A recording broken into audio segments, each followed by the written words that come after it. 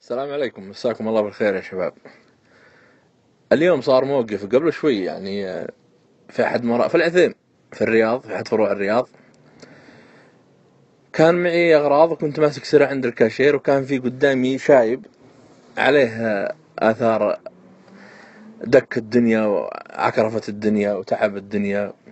يمكننا في مقتبل السبعينات، 71 72 تقديري لعمره فكان معه أغراض، وكان معه الظاهر انه خلاط او انه طحان او انها فرامة.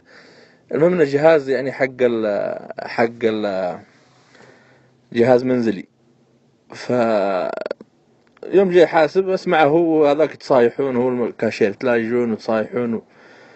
قال له كم الحساب؟ ما كم الحساب؟ قال حسابك 298 او 297 كذا فأعطاه 250 نقد، وأعطاه بطاقة اكتساب. قال شوف كم فيها. فطلع قال ايوه هذه بطاقة اكتساب فيها 49 ما ادري. المهم يبقى لك ريال، بس يبقى لك ريال في البطاقة. قال خلاص اخصمه، وهذا 250 اخصم اللي في البطاقة. فشوي جت من عندي حرمة، اثاريها زوجته او انها قريبته، كبير في السن برضو، عليها برضو اثار الحياة واثار التعب، ومعها بنت يمكن عمرها 11 سنة 12 سنة، تزيد تنقص في الحدود هذه. ومعهم، انا بقول الاسم عشان تعرفون برضو البساطة، معهم 2 مانجا سيزر، ومعهم بسكوت ابو ريال اظن، والله ما ادري ايش ذاك النوع، من زمان ما شفت ذاك النوع. فحطوه على السير هذا اللي يحطون عليه الاغراض اللي يحاسبون الناس. المهم جاء قال لا كم باقي؟ قال باقي. دخل يده في جيب، استحى الشايب، طالع يمين يسار. قال كم باقي في البطاقة؟ قال باقي فيها ريال يا والد، ما فيها الا ريال ونص. المهم صار في موقف محرج الشايب، وانحرجت زوجته يوم حطت العصير. قالت خلاص رجع رجع. فقامت خذت العصير وحطته على جنب كذا. فشوف الموقف البطولي للشاب. الشاب الكاشير سعودي، وعليه عفرة الدنيا، وعليه صكة الدنيا وصكات بقعة واضحة في وجهه وفي ثيابه الرثة قال اشوف البطاقة مرة ثانية. حطها مرة ثانية. قال لا تغطي باقي فيها 13 ريال او 12 ريال. قال تغطي. قال خلاص اسحبها.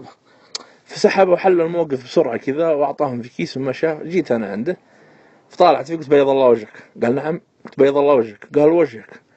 قلت راني شفت الموقف. وقال والله يا ابن الحلال شفت انت، انا والله استحيت وخجلت، ولا ادري ولا ابغاهم يرجعون الاغراض. 12 ريال يا رجال، انا اتحملها ما في مشكلة. فقلت بالله خلها علي، احسبها علي أنا. رد علي بكلمة يا اخوان قوية، قال والله ما تجمل على حساب غيري. قلت بيض الله وجهك، والله يرزقك ويوسع عليك دنيا واخرة.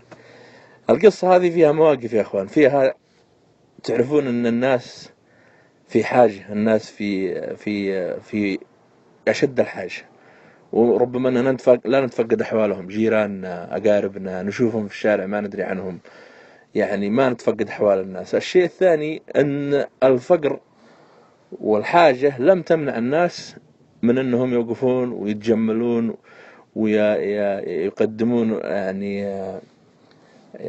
هذه المواقف النبيلة الجميلة التي لا تصدر إلا عن شهم وكريم. والشيء الثالث وهو مهم جدا، أن نحمد الله على النعم اللي احنا فيها.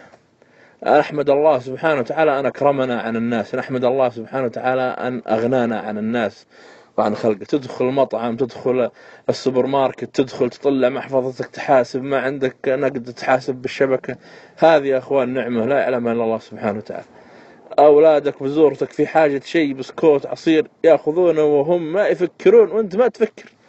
فنحمد الله سبحانه وتعالى، نحمد الله ونشكر على نعمه، فبالشكر تدوم النعم.